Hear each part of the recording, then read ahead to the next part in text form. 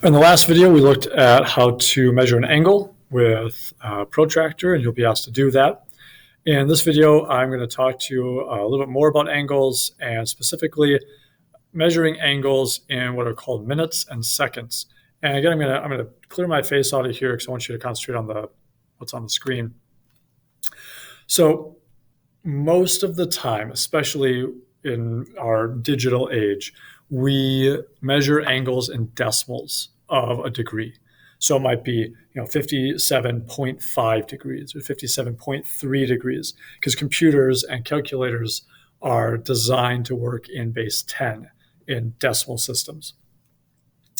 However, there is another system that is still used, and that's measuring in minutes and seconds, which seems odd because usually that refers to time and how long something has happened. What is the measurement of time as opposed to location? Where are you in minutes and seconds? Which seems like a really odd question to ask. Unless you ask, how far is it from Albert Lea to Austin? Most people will say, 20 minutes, which is not a distance, but that's what we do. So degrees, minutes, and seconds. This you see this most often when you're talking about coordinates on a globe. So GPS coordinates will be given in degrees, minutes, and seconds. And the basic idea is, instead of on a protractor, which we've got this image of a protractor here, instead of the distance between degrees being broken into 10 pieces, 30.1, 30.2, 30.3, it's broken into 60 pieces. And so we'd have 60 parts between 30 degrees and 31 degrees. And on a small protractor, that's just ridiculous. But on a globe, which is pretty big on the whole world, breaking 1 degree of longitude or latitude into 60 parts is a little more manageable, just because the globe is so big. And then from there, each minute, so each part of the degree, and just to give it a pictorial idea. So if I've got, this is 30 degrees here, so we got, 20 degrees is down there or something. This is not to scale by any means. So 20 degrees, 30 degrees, this is 31 degrees. Again, not to scale. If you break this into 60 parts, it's about 60. So we've got 60 pieces. We divided that 30 to 31 degrees into 60 pieces. You'd have 30 degrees in 1 minute, 30 degrees in 2 minutes, 30 degrees in 3 minutes. And then in between each minute, you could break that up into 60 more parts. You'd have these itty little bitty tiny lines. And that would be your seconds. So you're really cramming a lot of lines, a lot of accuracy into your measurement because you've got so many tiny little chunks here. You've got 3,600 different pieces between 30 and 31 degrees, which seems like just overkill, right? However, if you were sailing a ship, let's say from, Portugal to, again, this is very much to scale, absolutely perfectly to scale, to, Maine. So we've got Portugal, we got Maine, and you're traveling from here to there on a ship. If you're off by a tiny little bit, pretending my picture is to scale, that tiny little being off could send you pretty far away from your final destination if you're off by just a little bit at the beginning, because that degree extends out. Your error becomes much greater as you go. So navigation is where this really plays a part. If you're planning on getting into aeronautics or sailing, not necessarily on Albert Lea Lake, but on a much larger body of water, then you might see minutes and seconds. Latitude and longitude, if you look at GPS, is often done in minutes and seconds. So I'm going to talk about it. We're going to look at it, but I'm not going to test you on it. It's not essential that you know how this works, but it shows up and you'll see it. Okay, I'm going to make this a little bit bigger here. There we go. A question that could be asked, this would show up in the textbook. If we've got angle BAD, And the other end of this example is really reinforcing how we talk about angles. So the measure of angle BAD, BAD, there it is, that's like angle 1 here. Again, we're labeling it with a number 1. And the measure of angle CAD, CAD. So this is the second angle, angle 2. So measure of angle BAD is 47 degrees and 45 minutes. Measure of angle CAD is 29 degrees and 58 minutes.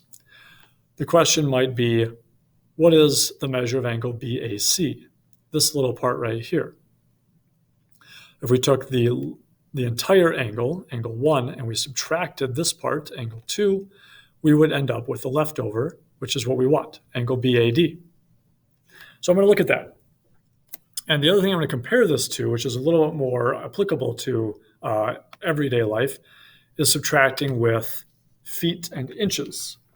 So let's say, okay, so sorry, I should write down this problem. 47 degrees and 45 minutes.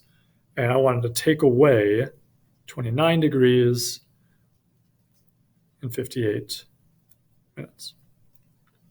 I'm going to compare this process. I'm going to compare it to subtracting 5 feet 10 inches, take away 3 feet 11 inches. Okay, so I'm going to start here with inches and feet because we probably have a better concept of feet and inches before I delve into measurements in degrees and minutes and seconds. All right, if I'm going to subtract this, there's a problem. And the problem is we're so used to subtracting in base 10. Feet are not in base 10. Feet are in base 12. It's 12 inches in a foot. So when I subtract, I want to do 10 inches minus 11 inches. I can't do that easily using our common 10 minus 11 straight down algorithm. So I'd have to borrow. All right, so I'm going to borrow from here. I'm going to make that 4 feet. And the common mistake that students of all ages make is they add a 1 here, and they say, well, this is now 20. I had 10 inches before, now I have 20 inches. And that doesn't work. Because if I'm borrowing from the feet, I'm not borrowing 10 inches from 5 feet. I'm changing 1 foot into 12 inches. There's 12 inches in a foot. So if I take 1 foot away from the feet column here, the feet place value, I need to add 12 to this. So this becomes 22 inches. 4 feet, 22 inches is the same as 5 feet, 10 inches. That 12 inches is just transferred from the feet column to the inches column. Subtract 22 inches minus 11 inches, 4 feet minus 3 feet, 1 foot. Now it works. You don't have to use that common algorithm. You could add up. You could add 1 inch to make this exactly 4 feet, and then add another foot and 10 inches to get that 1 foot, 11 inches. And we could do it the same way here. You could add 2 minutes to make this 60 minutes, because remember, minutes are in base 60. And this would become 30 degrees if I add 2 minutes and go from there. But I'm going to stick with the common algorithm. So if I confused you by saying that, forget I talked about it. I can't do 45 minus 58 without getting a negative, which doesn't make sense. So I have to borrow. So I'm going to borrow 1 degree. This is now 46 degrees. I'm borrowing 1 degree. But 1 degree is 60 minutes. So if I'm borrowing 1 degree, I need to add 60 minutes to this 45. This is going to become 105 minutes. And the complication that arises with this, all this complicated, okay, what am I borrowing? How much do I need to transfer from here to here to here? You gain accuracy in your measurement because you have so many pieces, 3,600 different slivers of an angle to measure. So you get accuracy, but you lose simplicity. So 105 minus 58, now I can do that. That's going to be, 47 minutes. 6 minus 9 I can't do, so we could keep going and keep using our standard algorithm here and get 17 degrees 47 minutes. There are other ways to subtract. You don't need to use this standard algorithm, but with with degrees, minutes, and seconds, which I didn't even add any seconds to this to worry about, that's how you subtract. And where it relates to more common things is with feet and inches. Be really careful with that when you're dealing with feet and inches. Or use metrics, and all your problems go away.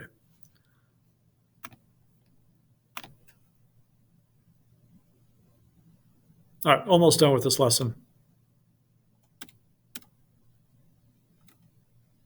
There we go, there's the answer. Okay, make sure you know these terms. Acute angles are, they're adorable, they're so cute, and you have to say it. It's really hard not to talk about acute angles and not make like a puppy dog face. Are angles that are less than 90 degrees. 89.9 degrees is less than 90. So any angle less than 90 degrees is called an acute angle. A right angle is exactly 90 degrees. An obtuse angle is greater than 90 degrees, but less than 180. So 210 degrees is greater than 90, but it is not an obtuse angle. Obtuse is between 90 and 180. Exactly 180 degrees, we call that a straight angle, which kind of makes sense. It's at a straight line. These are terms that pop up in normal everyday life. We talk about right angles often.